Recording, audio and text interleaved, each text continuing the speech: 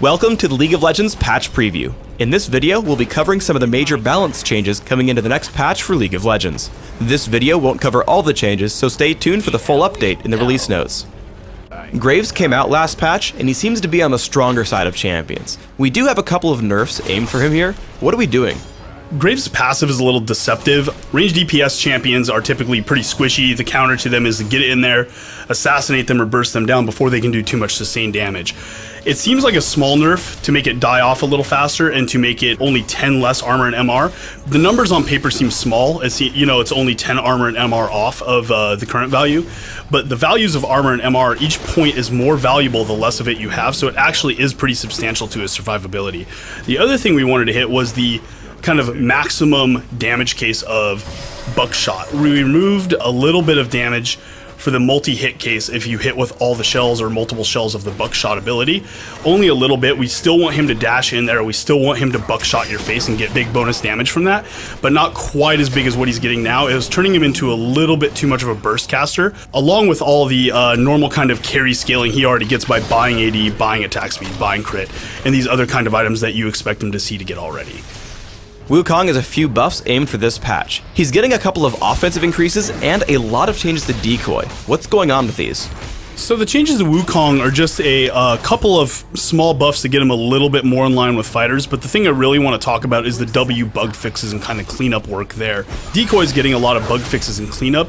It's a lot of under the hood fiddly stuff. It's not, buffs or nerfs. It does make it more usable in the fact that it is more deceptive. You're not going to see some of these telltale signs like jittery model work when he casts it, or losing mana when Wukong casts spells and things like that. It's just going to be cleaner, more usable, and more convincing to the enemy, so you can use it in kind of those fake out cases where sometimes you might just stand still and not cast it, other times you actually do cast it.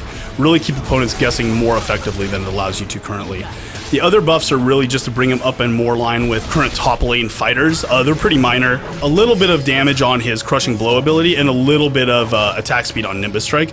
This should bring him up in line to comparable with other fighters, generally speaking. Olaf has a pretty major change to his ultimate coming into the next patch. What are we doing with this? Olaf can now use Ragnarok to break out of current CC effects. This is kind of the Alistar treatment on it. We think this is going to give him a lot more ability to use this to get in close effectively and really do the damage he needs to do. As a result, we did have to bring down the duration of his CC immunity higher ranks, because basically the combination of the old duration and that ability were way too powerful, and you literally couldn't do anything to Olaf. He just came in and killed you. This should make it so it's a lot more usable and you can close a lot more effectively, but enemy players can also predict the duration of that ultimate more reliably and counter Olaf if they're smart about holding their CCs until a little later. Almost every one of Shaco's abilities is getting tweaked in some way in the next patch. What are we trying to do with Shaco here? Our goals with these changes are really to make Shaco more reliable and usable and make it so that you can get done what you need to get done more often. The reason we took some of the damage down on boxes is that's only really applicable in the Shaco nest of Jack-in-the-Boxes in the bush situation you see now. This thing is kind of fun to do for a couple of games and it's kind of interesting, but it's not really the whole kit of Shaco. Being a one-trick pony like that is really going to keep him out of ever being effective and viable. The big thing about the Jack-in-the-Box changes, though, is we have increased the range and decreased the arm time. This is actually very massive for Shaco, because in the combat scenario where let's say you're coming out to gank a guy, you throw that box on the other side to trap their escape in, that's going to go further, about the distance they're probably going to go when they're trying to run away from you as Shaco. Arm faster and be able to get that fear right when you need it. We think overall this is going to be a pretty big buff to Shaco as an assassin who comes out of kind of an unseen location and ganks you, has good CC with the box, and can slow you down now with the clone. He's going to be a lot harder to escape from, and we think that's good because his burst damage isn't that high to begin with. He needs to be in there longer, doing damage more effectively.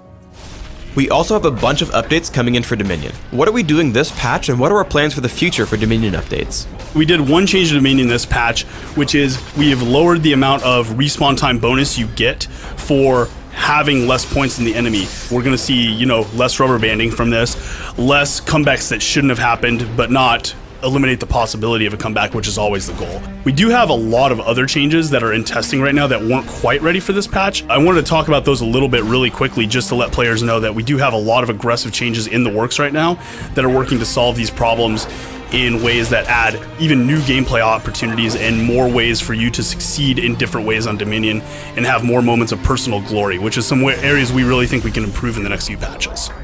Thanks for tuning in to the League of Legends patch preview. Please subscribe to the Riot Games YouTube channel above, and don't forget to thumbs us up just below the video.